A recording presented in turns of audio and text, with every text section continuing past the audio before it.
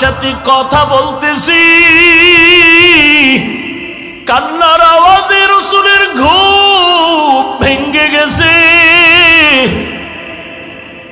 সাহাবী যেমন তেমন সাধারণ ব্যক্তি না, নবী দেখেন আমার সাহাবী জান্নাতের 1 নাম্বার সাহাবী।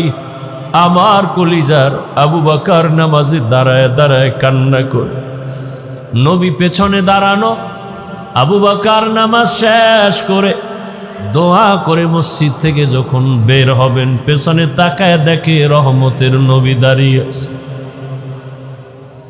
পেরেশান হয়ে গেলেন, ইয়া রাসূলুল্লাহ, গভীর রাতে আমি একা একা আমার মালিকের সাথে কথা বলতেছি, আপনি এখানে কেন হাজির? নবী বলেন, আবু বকর, তোমার অজান্তে কান্নার আওয়াজ আমার ঘুম ভেঙে গিয়েছে, বলো নামাজে দাঁড়ায়া এই গভীর রাতে কেন কান্না করেছেন? আবু বকর বলেন, ইয়া রাসূলুল্লাহ, কোরআনের একটা আয়াত পড়তে পড়তে আমার কান্না চলে আসছে। কোন আয়াত পড়ে কাঁদছেন বলেন? আবু বকর বলেন, ওই আয়াত, ইন্নাল্লাহা আশতারা মিনাল মুমিনিনা আনফুসাহুম ওয়া আমওয়ালাহুম বিআন্না লাহুমুল জান্নাহ। অর্থ কি? বলে আল্লাহ বলেন, আমি মুমিনের জান মাল কিনে নিয়েছি, বিনিময়ে আমি মুমিনের জান্নাত দিয়ে দিয়েছি। রহমতের নবী বলেন, এটা তো খুশির খবর, এখানে কান্নার কিছু নাই। আবু বকর তো সেই আবু বকর, আল্লাহ কি পরিমাণ মেধা তাকে দান করেছেন। আল্লাহ যখন আয়াত নাজিল করলেন, ইযা জাআ নাসরুল্লাহি ওয়াল ফাতহ ওয়া রাআইতান নাসা ইয়াদখুলুনা ফি দীনিল্লাহি আফওয়াজা, সাহাবায়ে কেরাম আনন্দিত, দলে দলে বেঈমান কালেমা পড়ে। আল্লাহ ঘোষণা দিয়েছেন, নবী বিজয় হয়ে গেছেন, আপনার বিজয় সুনিশ্চিত। কিন্তু এক কোনায় বৈশা আবু বকর অঝোর দ্বারায় কান্না করতেছেন। সাহাবায়ে কেরাম বলে, আবু বকর, সবাই খুশি, আপনি কেন কাঁদেন? বলে, তোমরা ভাবতেছো খুশির খবর, কিন্তু এখানেও বড় কঠিন হালাত। আমার মন বলতেছে রহমতের নবী বোধহয় আর বেশি দিন জমিনে থাকবেন না। আল্লাহ পাকের ইশারা, বিজয়ের পূর্ণতা লাভ করেছে রাসূল, এখন দায়িত্ব শেষ, নবী চলে যাবেন, তাই ভাবতেছি আমি। মুফাসসিরিনে কেরাম বলেন, ইজাজা সূরার এই ব্যাখ্যা যে যতজনে করেছে, আবু বকরের ব্যাখ্যাটাই শ্রেষ্ঠ। সেই আবু বকর তেলাওয়াত করে আর কাঁদে। নবী কয়, খুশির খবর, কাঁদলেন কেন? ইয়া রাসূলুল্লাহ, আমি ব্যবসা করি, আমার দোকানে আজ এক মহিলা আসিয়া বহুদিন আগে আমার দোকান থেকে মালটা ফেরত দিয়া টাকা নিয়ে গেছে। আমি বিদায় বেলা বলছিলাম, হে আম্মা জান, কেন আপনি মাল ফিরাইয়া টাকা নিয়ে যাচ্ছেন? মহিলা বলে, সময় কম, একটা জবাব দেই, তোমার দোকানের মাল আমার পছন্দ হয় নাই। আমি আবু বকরের অন্তরে দাগ কেটেছে। হাসরের ময়দান ভয়ঙ্কর। আপনি রাসূল তো কিয়ামতের বয়ান করেছেন, আর আপনি কান্না করেছেন, আমরাও কান্না করেছি। কিয়ামতের দিন আপনি বলেছেন কিয়ামতের ময়দান এতটা কঠিন, নারী আর পুরুষ সব উলঙ্গ দাঁড়াবে, সূর্যের গরম, জাহান্নামের আগুনের গরম, আল্লাহ কুদরতের ভয়ঙ্কর আওয়াজ দিবেন।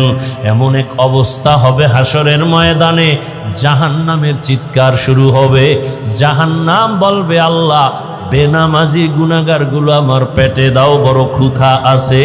আল্লাহ কুদরতি ভাবে বলবেন, একটু অপেক্ষা কর, বেনামাজিদের একটু আমল নামাটা মাপ দিয়া নেই, দেখব ওর গুনার পাল্লা কত ভারী। আল্লাহ পাকে কথা বলার পরেও জাহান্নামকে ধরে রাখতে পারবে না। আল্লাহ বলবেন 70,000 শিকল লাগাইয়া জাহান্নামকে পিছন দিকে টেনে ধরো ফেরেশতারা। 70,000 শিকল, এক একটা শিকলের গোড়ায় 70,000 ফেরেশতা লাগাইয়া টানিয়াও ধরে রাখতে পারে না। রহমতের নবী বলেন এমন কঠিন হালাত হবে কিয়ামতের ময়দান, ওদিকে সূর্যের গরমে মাটির জমিনটা তামা হয়ে যাবে, কেউ তাড়াইতে পারবে না। বেনামাজি গুনাহগারের মাথার মগজগুলো ভাতের মারের মতো ফুটতে থাকবে। এমন কঠিন সময় সব নবীদের কান্না শুরু হয়ে যাবে। আদম নবীর কান্না, মূসা নবীর কান্না, ঈসা নবীর কান্না। আবু বকর বলেন ইয়া রাসূলুল্লাহ, ওই সময় আমার আল্লাহ আরো কঠিন কঠিন হুঙ্কার দিবেন। ওয়ামতাজুল ইয়াউমা আইয়ুহাল মুজরিমুন, আল্লাহ বলবে ও গুনাহগারেরা, নেককারদের থেকে তোরা আলাদা হয়ে যা। আমি আজকে নেককারদের ডান হাতে আমলনামা দিব, বিনা হিসাবে জান্নাতে যাবে। গুনাহগারের বাম হাতে আমলনামা দিব।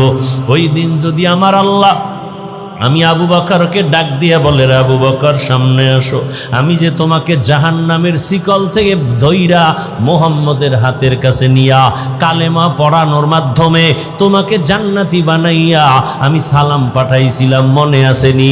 আমি তোমার এত আদর করে তোমাকে জান্নাতের 1 নাম্বার সাহাবীর ঘোষণা দিয়েছিলাম, মনে আসেনি? জি আল্লাহ। বলো এবার আমার জন্য কি নিয়ে আসছো? আমি যদি আল্লাহর কাছে বলি আল্লাহ তোমার জন্য নামাজ, তেলাওয়াত, তোমার জন্য আমি জিকিরের আমল নিয়ে আসছি, আমি তোমার দরবারে রোজার আমল নিয়ে আসছি, আল্লাহ যদি বলে ফেলেন ওই মহিলা যেমনে বলেছে, যদি বলে ফেলেন রে আবু বকর আমার জান্নাতটা আমাকে দাও, তোমার জান মাল নিয়ে তুমি জাহান্নামে যাও। যদি বলি আল্লাহ কেন? বলে যদি আল্লাহ আবু বকর আমি যেইভাবে নামাজ চাইছি ওইভাবে নামাজ তুমি পড়ো নাই, আমি যেইভাবে জিকিরটা চাইছিলাম তুমি ওইভাবে মহব্বতে জিকির করো নাই, আমি যেইভাবে রোজা রাখার কথা বলছিলাম তুমি ওইভাবে হক আদায় করে রাখো নাই, আমি যেইভাবে নামাজ আদায়ের জন্য বলেছি হক আদায় করে তুমি আমার জন্য করো নাই, আমার সব তোমার আমল তুমি নিয়ে জাহান্নামে যাও, আমার জান্নাত আমারে ফিরায়া দাও। ইয়া রাসূলুল্লাহ, এই কথাটা মনে যখন আসছে আমি চোখের পানি ধরে রাখতে পারি নাই। সেই দিন যদি আল্লাহ এমনটা বলিয়াই ফালার, আমার দুনিয়ার সম্মান তো কোনো কাজেই লাগবে না, সাথে সাথে জাহান্নামের হ্যান্ডকাপ আল্লাহর অর্ডার হবে, ও জাহান্নামের ফেরেশতা এই গুনাহগারের ধর জাহান্নামের দিকে নিয়ে যাও। ও আমার যুবক বাবারা, বৃদ্ধ বাবাজি, ও পর্দার আড়ালের মা বোনেরা,